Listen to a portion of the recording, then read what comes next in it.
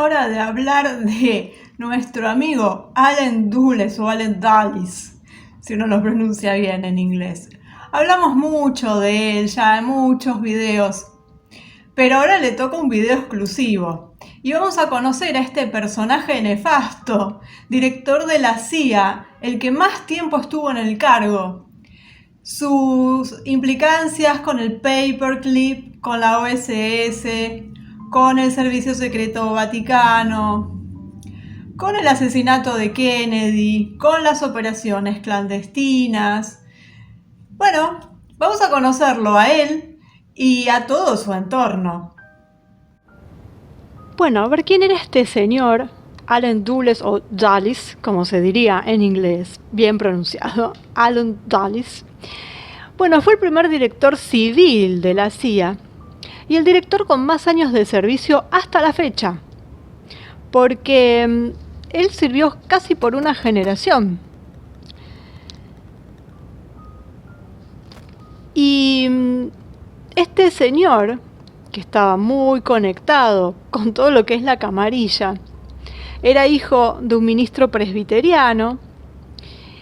Su hermano mayor fue secretario de Estado de Eisenhower. Además era presidente y socio principal de Sullivan & Cromwell. Su hermana era diplomática, Eleanor Lansing Dulles. Su abuelo materno, John Foster, fue secretario de Estado bajo Benjamin Harrison. Su tío político, Robert Lansing, fue secretario de Estado bajo Woodrow Wilson. Y su sobrino, Avery Dulles, era sacerdote jesuita y cardenal de la Iglesia Católica. Enseñaba teología en la Universidad de Fordham. El cuadro completo, no falta nada. Bueno, él estudió en la Universidad de Princeton y entró en el servicio diplomático en el año 1916. Fue nombrado miembro del servicio diplomático estadounidense en ese año y estaba destinado en la Embajada de Estados Unidos en Estambul. Y dicen que ahí él habría expuesto el famoso documento llamado Los Protocolos de cierta gente. Y bueno, eso dicen, ¿no? No está comprobado. Bueno, él cambió su carrera de la diplomacia, pasa a la abogacía en 1926. Se gradúa en Derecho en la Facultad de Derecho de la Universidad George Washington. Y ahí empieza a trabajar en la firma Sullivan & Cromwell, con sede en Nueva York. Por eso lo vimos en muchos videos ya metido, pero en su papel de abogado, junto con su hermano, estaba relacionado con la United Fruit. Eran abogados de esta empresa. Bueno, además trabajó como asesor legal de la Delegación de Limitaciones de Armas asociada con la Liga de Naciones, que luego sería la ONU. Esto fue a fines de 1920. Y durante esa fecha él interactuó con los grandes líderes del mundo, que en esa época eran Hitler, Mussolini. Y él estaba preocupado por el comunismo. También tenía, algún tema, estaba preocupado por lo que pasaba con los judíos en Alemania. Es más, se prestó también a esto del boicot, quería que cerraran la sucursal de Sullivan & Cromwell en Berlín, y la empresa lo tuvo que hacer. Veamos ya el poder que tenía. Y entonces fue designado para trabajar con la agencia de inteligencia estadounidense, que en ese momento era la OSS, la Oficina de Servicios Estratégicos, que era la antecesora de la CIA. Esto fue durante la Segunda Guerra. Y lo que él tenía que hacer era recopilar inteligencia militar de las estrategias de guerra de Alemania, de varias fuentes antinazis en el país. Y él estaba asociado con las personas que planeaban asesinar a Hitler. Y en el año 44 estos individuos le dieron detalles sobre los misiles B-1 y B-2, o V-1 y V-2, que él quería usar durante la guerra, que Hitler quería usar durante la guerra. El punto culminante de la carrera de este señor fue en el año 50, cuando se unió a lo que ya era la CIA como director adjunto de planes. Y ese mismo año fue ascendido al cargo de subdirector de inteligencia central. Después jugó un papel fundamental en el proyecto Operación Ajax, que ya lo vimos, que fue el del golpe de Estado en Irán, donde se asoció con Frank Wisner, el jefe de la Oficina de Servicios Estratégicos, para planear un golpe de Estado contra el presidente iraní Mohammad Mossadegh. Bueno, después de su mandato en la CIA, el presidente estadounidense en ese momento, Lyndon Johnson, nombró a Allen Dulles como uno de los miembros del panel de la Comisión Warren en 1963, que es la que se formó para investigar la muerte del presidente Kennedy, paradójicamente. Y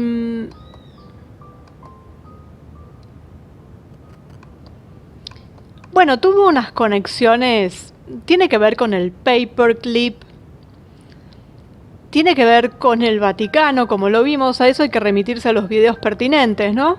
La creación del Servicio Secreto Vaticano, todos los alemanes que se metieron en Estados Unidos a través del paperclip.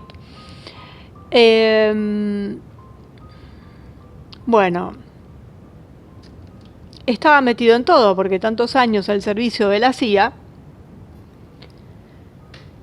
Hay un libro muy interesante de David Talbot que se llama The Devil's Chessboard, Allen Dulles, The CIA and the Rise of the American Secret Government, y tiene que ver con Kennedy y este señor. Y en el video anterior hablamos de todo lo que tenía que ver con Cuba, de la invasión a la Bahía de Cochinos y demás.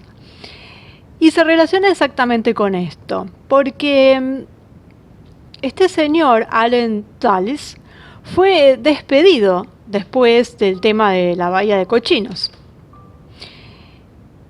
Y Kennedy se había dado cuenta de que no debería haber retenido a este señor, que estaba desde los años de Eisenhower. Y la Bahía de Cochinos fue la gota que rebalsó el vaso para él. Así que fue expulsado después de eso. Y eso es lo que nos cuenta Talbot en su libro. Pero, claro, Dulles continuó formando un gobierno anti-Kennedy en el exilio, digamos. Era como su enemigo número uno. Y se juntaba con personas, justamente, que eran contrarias al presidente Kennedy, incluido Howard Hunt.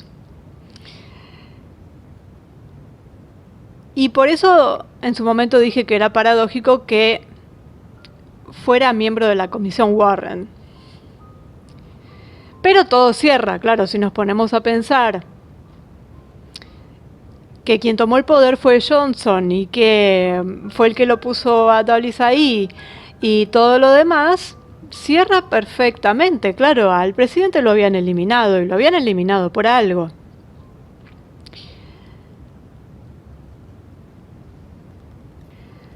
Además de todas las conexiones que se mencionaron, también él manejaba los medios masivos de comunicación, en particular el New York Times. Y era quien ponía pulgar arriba, pulgar abajo con las notas que se publicaban y con todo lo que tiene que ver con el informe Warren. Él era amigo personal de los editores y se publicaba lo que él quería. Y muchos hacían chistes y decían que se tendrían que haber llamado la Comisión Dulles en vez de la Comisión Warren, porque él era el que la dominaba. Y la relación que él tenía era muy particular con el editor de New York Times. Iban a fiestas juntos. Bueno, estaban muy relacionados, con lo cual todo lo que estuviera publicado ahí salía de la CIA y era lo que la CIA quería. Además, él también estaba, obviamente, al ser el jefe de la CIA durante tantos años, tuvo que ver con todo lo que fue el control mental, los MK Ultra, todas esas cosas que vamos a ver más adelante, pero que ya todos más o menos conocemos. Él estaba a la cabeza de todo eso. Entonces, imaginemos el poder que tenía este señor con un hermano secretario de Estado. Y ni que hablar, todas sus conexiones a través del mundo, cuando fue diplomático, sus amistades con todos los miembros del Paperclip que tenían unos puestos jerárquicos en diferentes organismos estatales, como la NASA, por ejemplo, en diferentes partes del Pentágono. Entonces realmente digitaba todo, al punto tal que un presidente fue asesinado. Y sabemos la relación que hay entre el asesinato de Kennedy y la CIA. Y aunque él ya no fuera el jefe en ese momento, el director de la CIA, porque Kennedy lo echó, pero sabemos que seguía manejando todo en las sombras. Y que luego de la muerte de Kennedy se encargó de llevar adelante la investigación. Y también se sabe que cuando se retiró no se fue a una casa de campo porque estaba jubilado, sino que seguía estando en los lugares estratégicos y seguía manejando los hilos. Hay muchas cosas que quedarán embarradas por la historia, como es lo que hizo la CIA durante la invasión de la Bahía de Cochinos, el desastre que hizo ahí, y el tema que hablábamos en el video anterior, de hacer quedar mal a un Kennedy recién llegado al poder, que era muy joven además, y que era una operación que estaba destinada a fracasar desde el comienzo. Estaba hecha para que la cosa anduviera mal. Si bien había sido pergeñada durante el gobierno de Eisenhower, cuando es Kennedy quien toma el poder, esto se hace de manera tal que sea una derrota. Y esta derrota, como dijimos previamente, además de hacerlo quedar mal a él, porque no lo querían, no querían a un presidente como Kennedy, también tenía que ver con obligarlo de alguna manera, como para limpiar esa afrenta, ese desastre que habían hecho, hacer una invasión oficial, abierta, y un oficial con todas las fuerzas a Cuba, cosa que Kennedy se negó. Dio marcha atrás, terminó con ese operativo, también con la operación Mangosta, terminó con todo eso y no siguió adelante. Entonces la cosa iba a ser peor, porque lo que pretendían era una guerra abierta que la tenía que lanzar el propio Kennedy. Y estaban esperando eso. Algo que, por suerte, no sucedió. Pero, de todas maneras, querían que cayera en una de estas cosas. Es decir, o quedar mal como alguien que lleva adelante algo, una operación desastrosa y aberrante, y tener un oponente mejor plantado, o ir a una guerra y echar por la borda todo lo que había dicho en su campaña. Entonces, de todas formas, lo querían hacer entrar en diferentes trampas hasta que finalmente decidieron ejecutarlo. Y al frente de todo esto estaba este señor, Allen Dulles, o Allen Dulles. Era el cerebro de todo esto. Imaginemos que alguien que está pergeñando todo el tiempo las historias de control mental, de estas operaciones clandestinas, de ataques, de golpes de Estado en otros países, que está metido en todas esas cosas que incluso decían tenía unas características psicóticas. No sé si las tendría, pero que evidentemente era un ser nefasto, no hay ninguna duda, porque para querer hacer todo eso y estar todo el tiempo haciendo esto, y que es el director de la CIA que más tiempo duró, y que hubiera durado más si Kennedy no lo hubiera echado. Así que este señor y compañía, con su hermano a la cabeza, sinceramente recopilaron lo peor de lo peor, porque juntaron la información de los nazis, los experimentos de los soviéticos también, a través de su red de espionaje. Era un tipo que era un espía, pero que salía en las portadas de las revistas porque anhelaba la gloria. Alguien que estaba involucrado con el Vaticano, con los jesuitas, con experimentaciones, las experimentaciones médicas más aberrantes, con asesinatos, magnicidios, y enquistado en un poder del que lo tuvieron que arrancar y que como consecuencia pasó lo que pasó. Y a pesar de eso, él seguía enquistado aunque no tuviera el puesto oficial.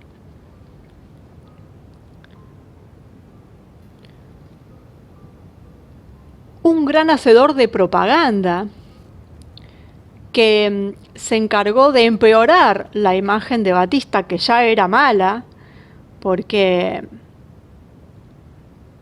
sabemos que los presidentes que hubo en Cuba, él y los dos anteriores, transaban con la mafia, pero que al mismo tiempo este último trató de hacer una especie de rancho aparte, un poquito, y ya molestó, porque no hizo el 100% de lo que pretendían como habían hecho los otros dos. Entonces la propaganda fue enorme en su contra, es decir, a lo que ya tenía le agregaron mucho más. Y Castro pasó a tener un halo de héroe, y ni qué hablar del Che Guevara.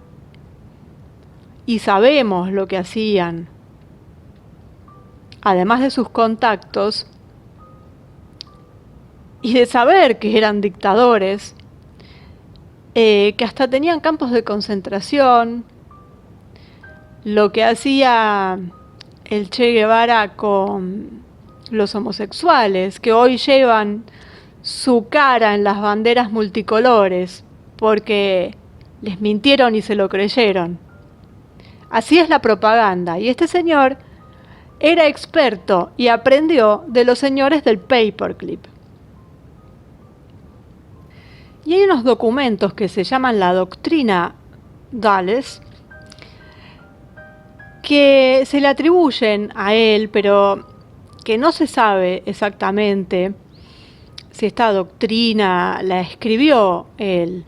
Tiene que ver con posibles acciones militares contra la Unión Soviética, pero parece ser más un memorando elaborado en agosto del 48 por el Consejo de Seguridad Nacional de Estados Unidos. Y lleva su nombre, porque él se dedicó a escribir, después de que lo echaron, se dedicó a escribir libros sobre geopolítica y demás, y algunos dicen que él escribió esta doctrina, otros dicen que no. La cuestión que en el año 45, en el año en que terminó la Segunda Guerra Mundial, fue una época decisiva en la cuestión de las nuevas relaciones entre Estados Unidos y la Unión Soviética. Y fue durante ese periodo que los aliados, los que habían sido los aliados, mejor dicho, tuvieron que tomar decisiones en el campo de su política exterior. Y a ese respecto, en una reunión del Congreso, se escuchó un informe atribuido a Allen Dulles, aunque, según los investigadores, él no tuvo nada que ver ni con la organización ni con el escrito. Pero sí tendría que ver bastante con su pensamiento. Bueno, según el texto de estos documentos, que fueron prohibidos en Rusia en el 2015, ahora se los conoce como Memorando 20/1, y según estos documentos, las tareas que enfrentaba el gobierno de Estados Unidos se dividieron en dos grupos. La primera era una lista de medidas necesarias en caso de guerra con la Unión Soviética y la victoria sobre ella. No se tuvo en cuenta la posibilidad de autodestrucción. Y el segundo grupo consideró las tareas a resolver en caso de que el curso de los hechos no desemboque en un enfrentamiento militar. Esta llamada opción de paz, sin embargo, preveía toda una serie de medidas concretas destinadas a reducir el poder militar y la influencia internacional de Moscú. Considerando a la Unión Soviética como portadora de una amenaza para la paz, el memorando establece las formas de influir en su gobierno con miras a modificar la teoría y la práctica de su política internacional. Y si tenemos en cuenta lo que pasó en el área internacional, como la organización del derrocamiento del primer ministro de Irán Mossadegh, del presidente de Guatemala Arbenz y de varios otros líderes que no le gustaban a la CIA, digamos que no es muy descabellado que haya salido de su cabeza o que él haya tenido algo que ver. Pero bueno, esto es toda una trama militar, esto de este memorando, y bueno, no implicaba la ocupación de todo el país, porque era de una inmensidad enorme, y señaló la imposibilidad de implantar a la fuerza la democracia entre su población en la forma en que fue adoptada en Occidente. Y entonces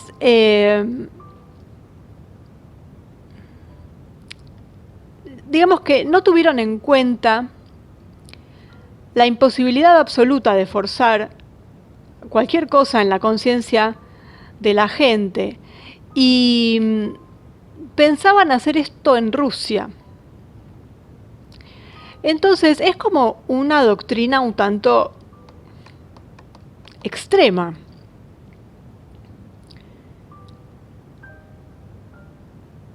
Y fue prohibida en 2015, como decía, en Rusia, por un tribunal de la ciudad de Asbestovsky, que lo considera material extremista. A pesar de que es algo que surgió durante la Guerra Fría y que estaba dirigido, digamos, a la desintegración de la Unión Soviética, ya no tiene que ver con la Rusia actual. Pero, bueno, parece que lo que está escrito ahí es bastante perturbador porque además siempre hay que tener en cuenta lo siguiente. Como siempre digo, esa guerra contra el comunismo que ellos decían llevar, en realidad era una guerra contra Rusia, que en ese momento formaba parte de la Unión Soviética. Pero eso empezó mucho antes, cuando derrocaron al zar, pusieron a los bolcheviques. Después los bolcheviques tomaron vuelo propio y siempre la guerra fue contra Rusia. Y cuando dejó de ser Unión Soviética, siguió siendo una guerra contra Rusia. Y ya no les importó el comunismo porque no hacen lo mismo con China. Siguen estando en contra de Rusia. Entonces, yo siempre cambiaría esa palabra de anticomunismo que pusieron durante todos esos años contra antirrusia. Pero no lo iban a decir abiertamente.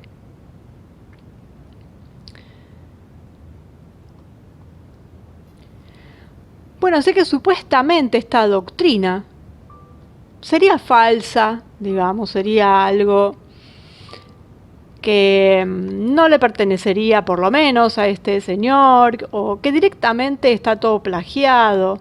Dicen que han sacado cosas de diferentes novelas, incluso de Dostoyevsky. Bueno, que es algo que es algo totalmente falso, como en su momento se dijo de los protocolos. Sea verdadero o sea falso, en realidad ya poco importa, porque con el currículum que este señor tenía, esto de la doctrina es un juego de niños, porque es algo que en definitiva no se llevó a cabo. Así que lo que importa es lo que sí se llevó a cabo, que fueron aberraciones, y que nos muestra el poder del estado profundo. Y este señor es una de las caras del estado profundo en el sentido del ejecutor. Por supuesto que no de quienes están arriba de la pirámide moviendo los hilos, pero sí el ejecutor.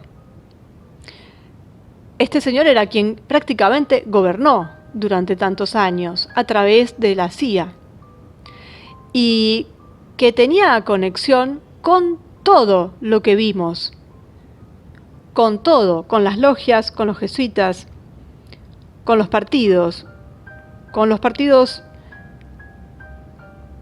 extremistas, digamos, totalitarios, que espiaba a unos y a otros, que le sacaba información, gente, metido en el paperclip, en las experimentaciones, en la manipulación mental, la manipulación de la gente, la ingeniería social, magnicidio, operaciones encubiertas.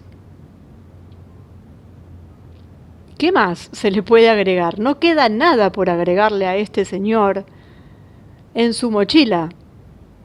Así que, bueno, a él, que lo veníamos mencionando ya en diferentes videos, esta fue como una especie de sinopsis, una pequeña recolección de todo eso, para recordarlo, porque quedó esparcido por los diferentes videos, y seguramente quedan muchas cosas afuera, porque es tan larga la lista.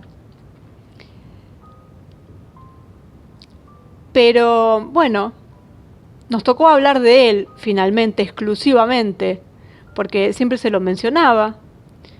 Pero acá tenemos el compendio de todo lo que hizo, estando en el poder oficialmente y fuera del poder oficial. Y lamentablemente le tocó la época en la que estuvo Kennedy. Lamentablemente para Kennedy.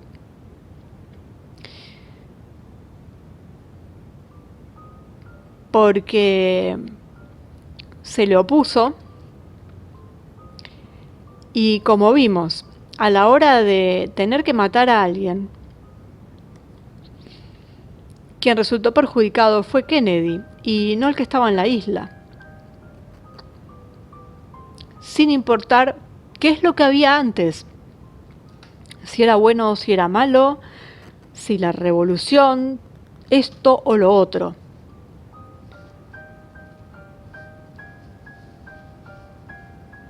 Hay solamente que sentarse a pensar cómo es que este señor, Castro, estuvo tantos años en el poder y aún después de muerto sigue ahí enquistado ese gobierno que va pasando. Pasó su hermano, después vino otro, pero sigue siendo lo mismo. Y no pasa nada. Y a otros, al poco tiempo de haber subido al poder y de ni siquiera ser exactamente comunistas, les hacen un golpe de Estado. Y no fallan. Y con él siempre fallan. Pero bueno, es repetir más de lo mismo, ¿no? Pero es simplemente sentar y pensar 2 segundos. y llegar a la conclusión de que por lo menos algo raro hay. Y ese algo raro tiene que ver con un señor llamado Allen Dulles y toda la época que vivió y esa administración Kennedy abortada porque iba en contra de ese maldito estado profundo y que no había manera de hacerlo entrar en donde ellos querían. Y la única opción fue el magnicidio. Por eso todo lo que hubo alrededor de él hay que empezar a analizarlo y ver por qué pasó y qué pasó con todo eso. ¡Qué personaje, eh! Bueno, como tantos otros, pero este en particular marcó una época. Después vamos a tener a otro director de la CIA que también se las trae, pero este señor realmente no dejó lugar en donde estar, lugar corrupto y oscuro, él estaba ahí. Y cuando veamos el asesinato de JFK, también vamos a ver más específicamente qué es lo que hizo o lo que no hizo. Pero siempre recuerden este nombre, también el de su hermano, que fue secretario de Estado. Y bueno, ¿qué más decir? Personajes nefastos, sí los hay.